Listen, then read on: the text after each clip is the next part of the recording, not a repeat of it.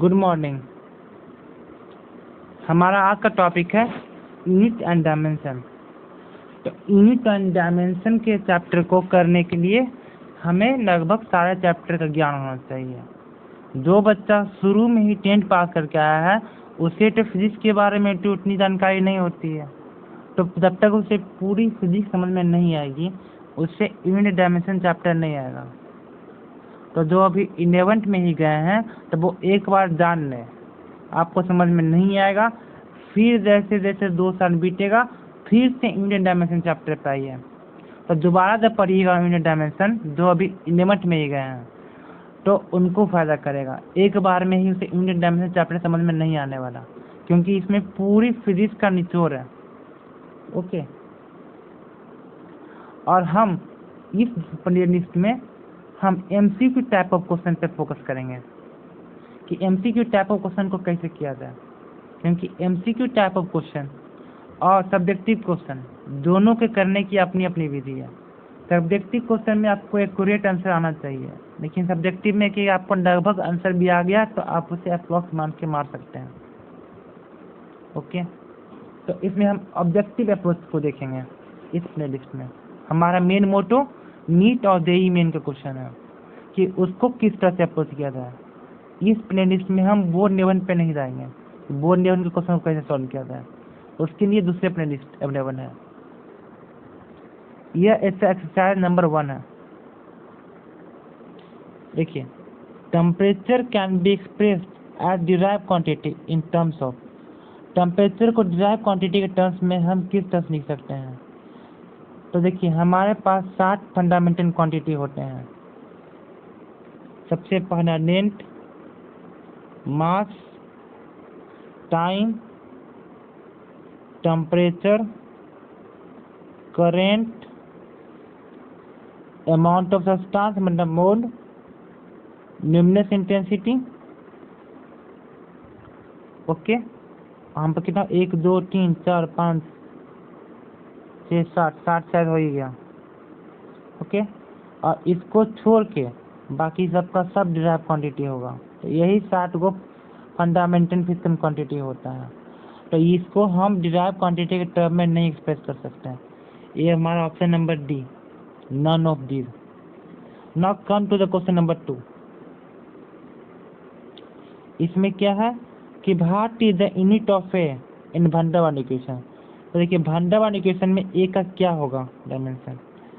Okay, तो यहाँ पे 4 ऑप्शन दिया है। तो इसके लिए सबसे पहले आपको वैन डेर वाल्स इक्वेशन पता होना चाहिए।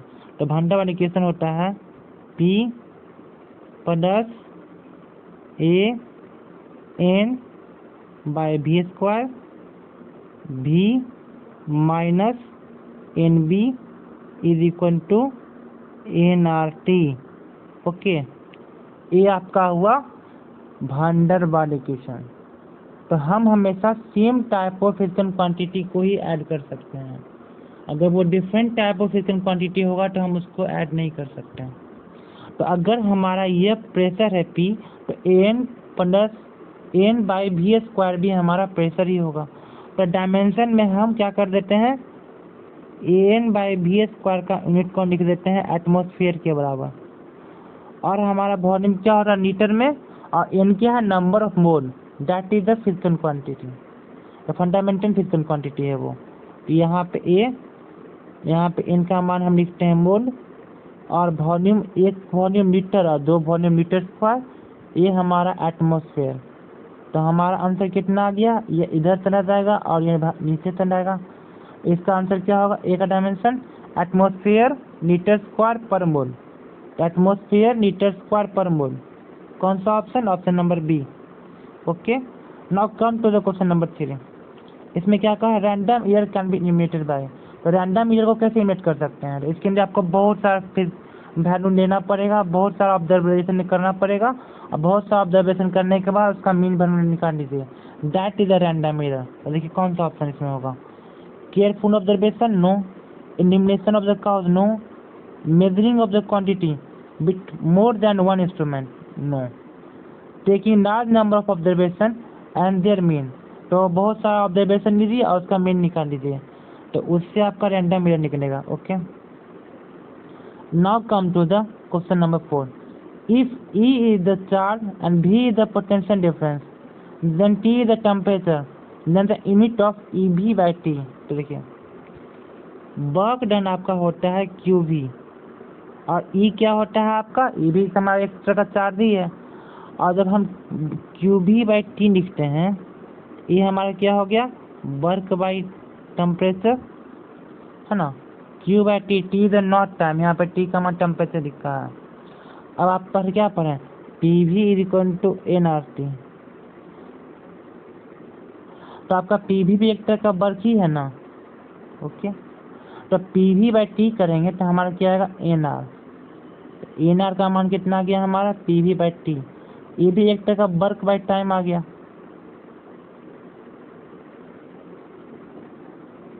सॉरी वर्क बाई टाइम कटे वर्क बाई टेम्परेचर आ गया। ये भी एक तरह का वर्क और टेम्परेचर आ गया।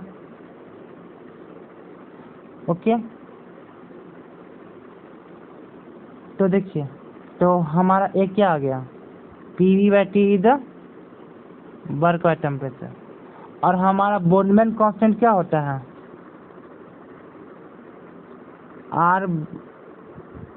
R by N। ओके तो R बाई N ही हमारा क्या होता है बोल्ट्जमैन कांस्टेंट। ओके तो वर्क बाई टाइम यहाँ पे डाले हम Q बाई B, O किसका मान हो गया NR का मान हो गया। और इसको नंबर मोड से भागा दे देंगे तो हमारा बोल्ट्जमैन कांस्टेंट हो जाएगा। तो इसका डायमेंशन लगभग 2 होगा हमारा बोल्ट्जमैन कांस्टेंट के आसपास होगा। Okay option number C। Planck constant क्यों नहीं होगा अपन देख लीजिए क्या सबका।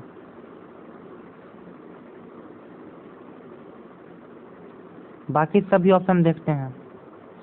तो एक एनर्जी कंटू होता है h न्यू। तो न्यू क्या है फ्रीक्वेंसी है। तो प्लैंक कांस्टेंट क्या हो गया वर्क बाई क्या था हर्ज। और हर्ज क्या हो गया हमारा 1/T। तो इसका हो गया वर्क सेकेंड। तो हमारा प्लैंक कांस्टेंट जो आएगा वो हमारा वर्क सेकेंड के आसपास आएगा। लेकिन ये नहीं है हमारा क्या वर्क बाय टेम्परेचर है।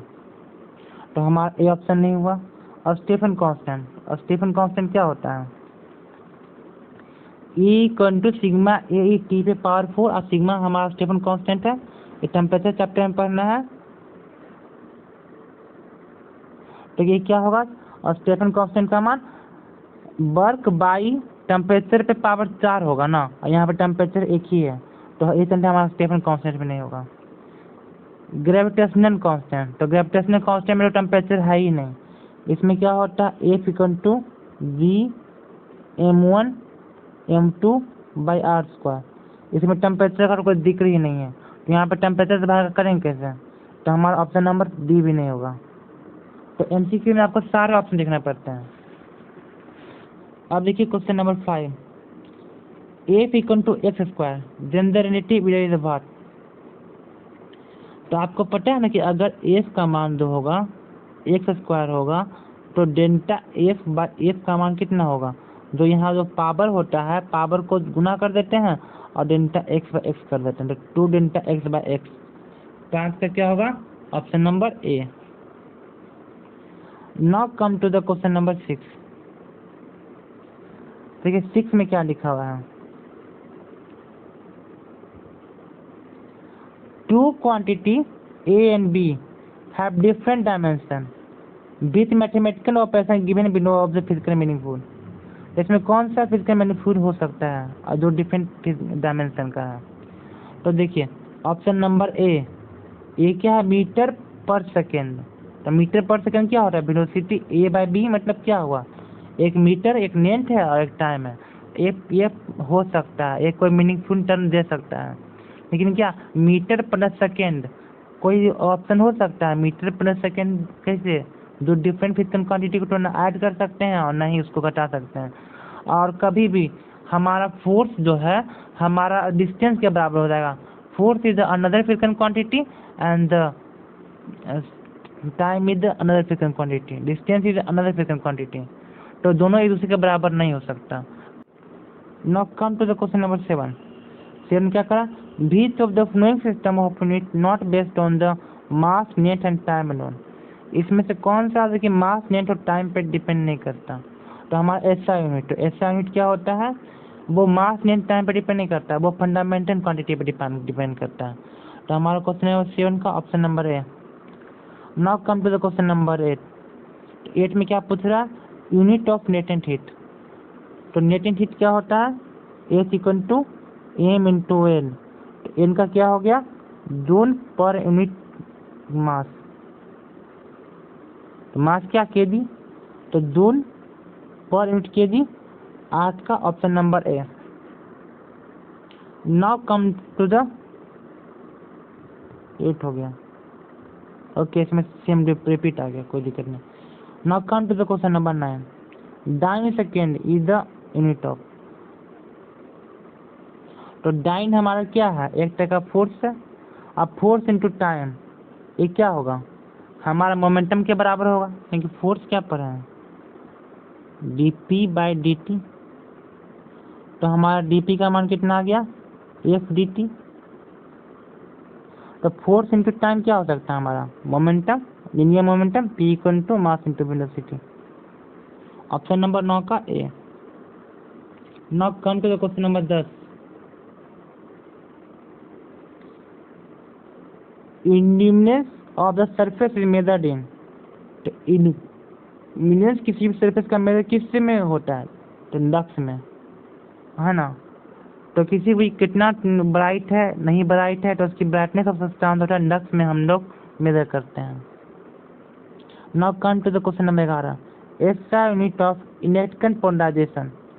इलेक्ट्रॉन पोलराइजेशन क्या होता है, तो पहले हमको ये समझना पड़ेगा कि इलेक्ट्रॉन पोलराइजेशन होता क्या है।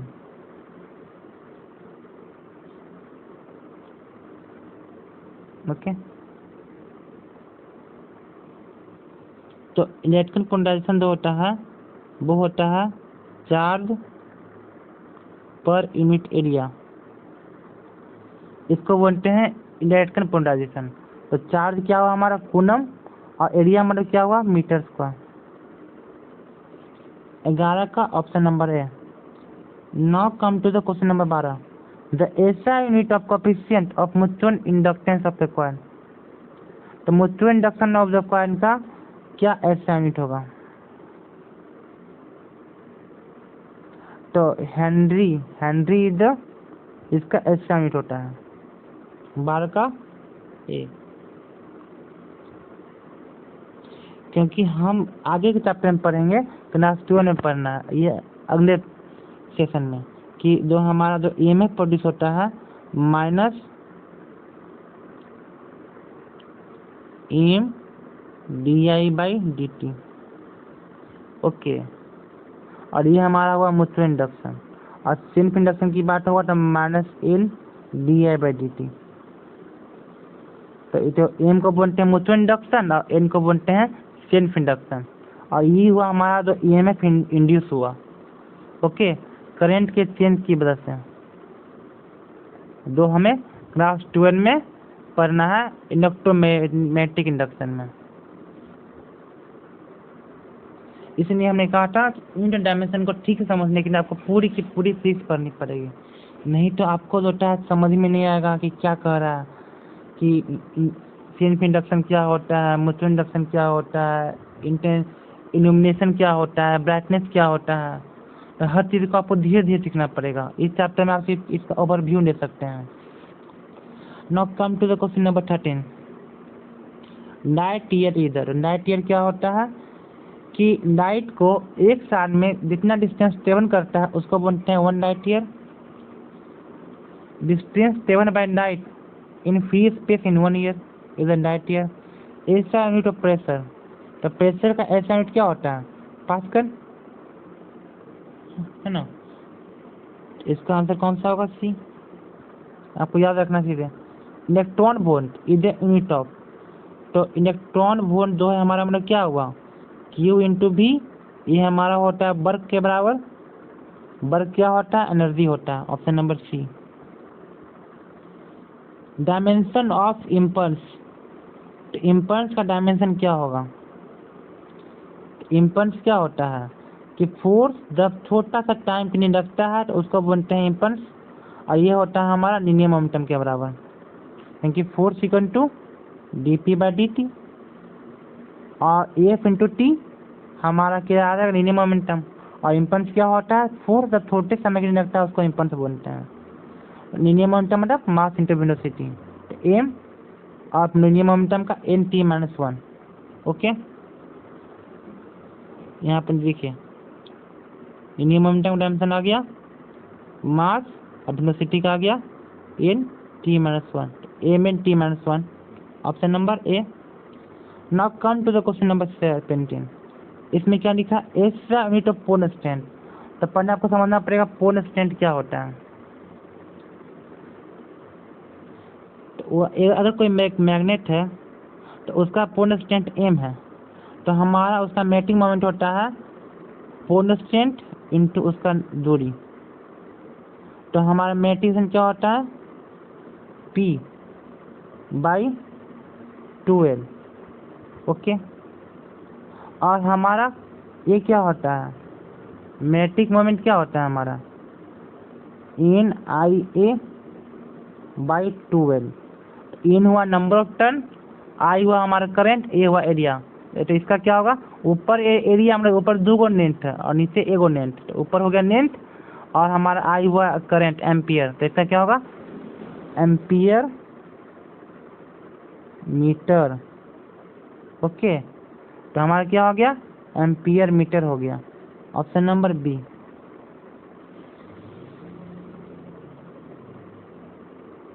Now come to the question number 18।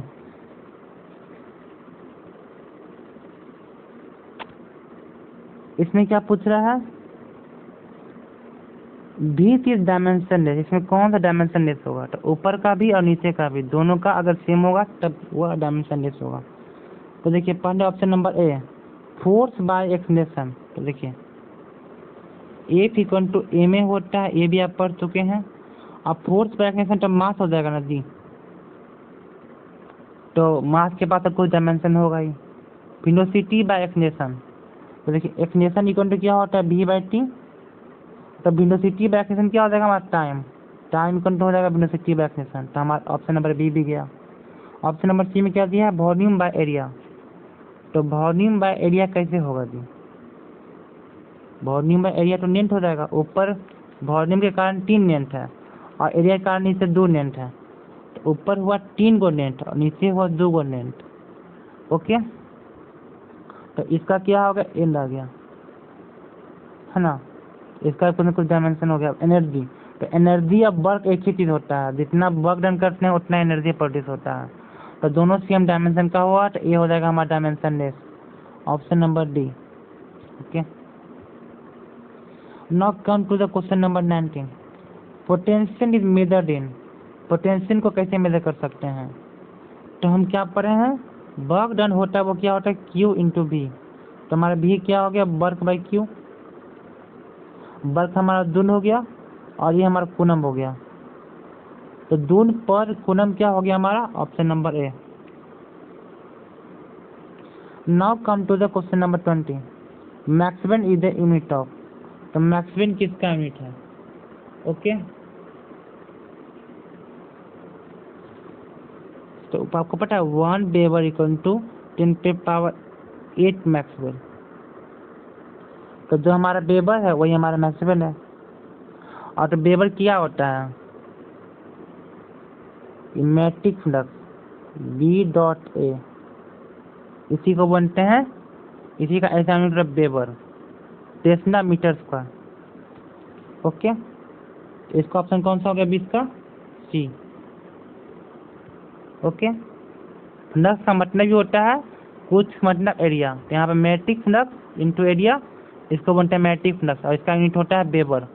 तो वेबर हुआ इसका MKS यूनिट और मैक्सवेल हुआ इसका CDS unit. Okay, now come to the question number 21।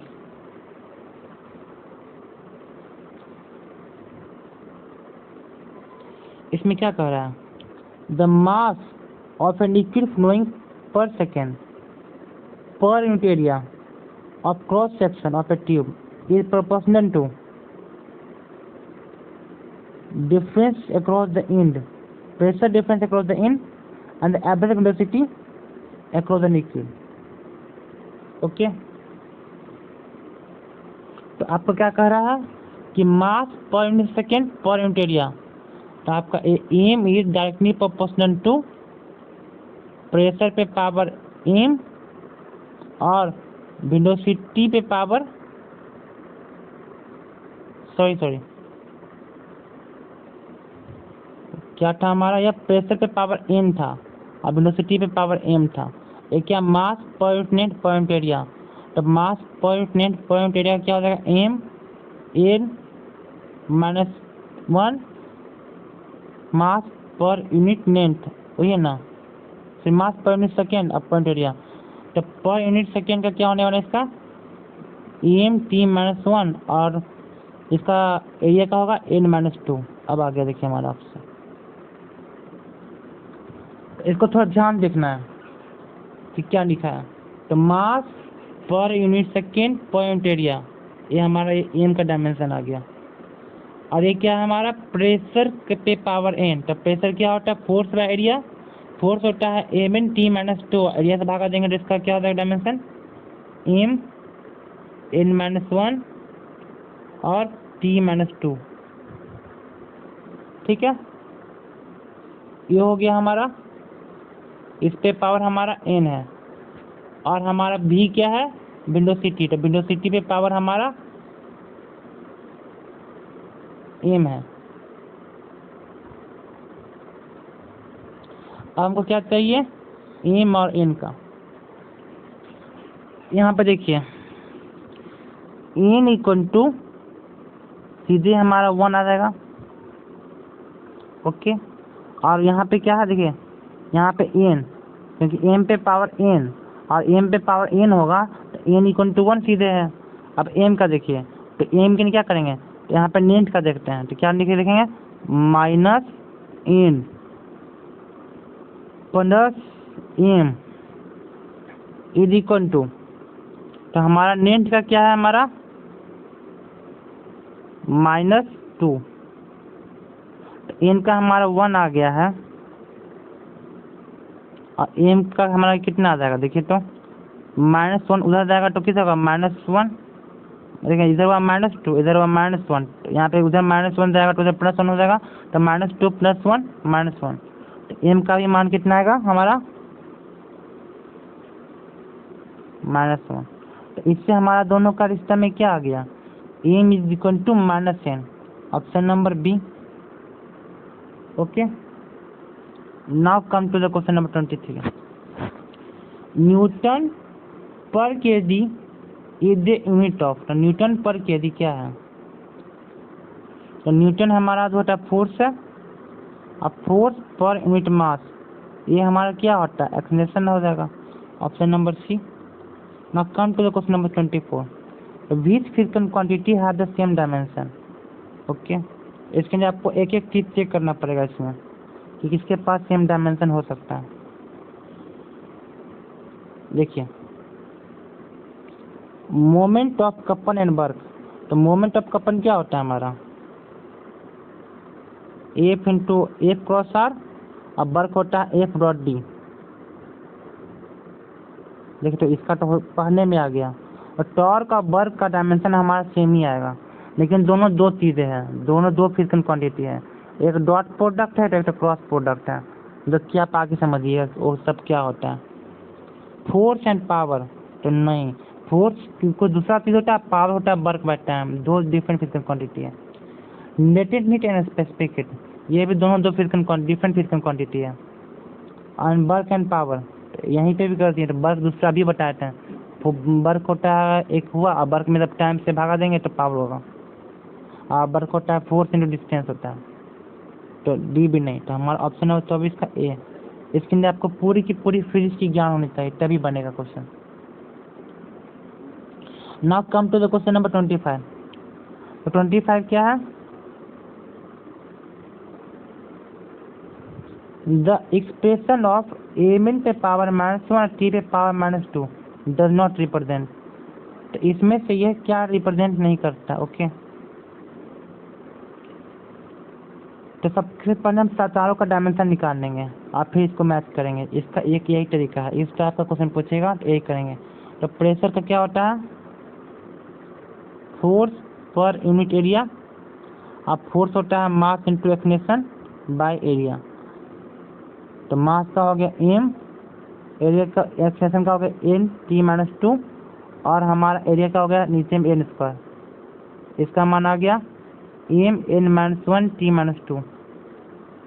देखिए m n-1 t-2, तो ऑप्शन ए हमारा है, ये मैच कर रहा है। अब देखिए ऑप्शन नंबर बी, देखिए पावर। तो पावर क्या होता है हमारा, वर्क बाय टाइम।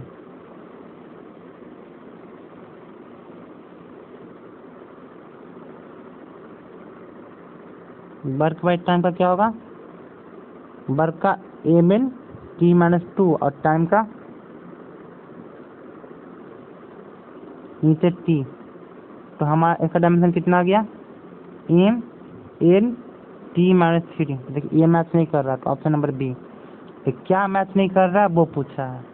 ओके, तो ये हमारा 25 क्वेश्चन एक्सरसाइज नंबर 1 का हो गया।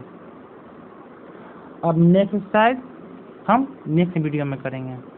लेकिन आपको इस बात का ध्यान रखना है कि अगर आपसे यूनिट एंड डायमेंशन के क्वेश्चन नहीं बन रहे हैं तो आपको हताश नहीं होना है, क्योंकि जब तक आप पूरी फिजिक्स नहीं पढ़िएगा तब तक आपको यूनिट डायमेंशन समझ में नहीं आएगा। उसके लिए आपको होता है पूरी की पूरी फिजिक्स एक बार में समझनी पड़ेगी, उसके बाद ही आपको यूनिट डायमेंशन पे पकड़ पड़ेगा। तो पहले एक बार पढ़ लीजिए, फिर उसके बाद फिजिक्स पढ़ते रहिए। जैसे जैसे फिजिक्स पढ़िएगा फिर से यूनिट डायमेंशन चैप्टर को रिवाइज करिएगा। तो इस तरह से आपका ये चैप्टर मजबूत होगा। ये चैप्टर है तो आसान, लेकिन ये combination of the whole physics है, इस बात को ध्यान रखिएगा। Okay, thank you.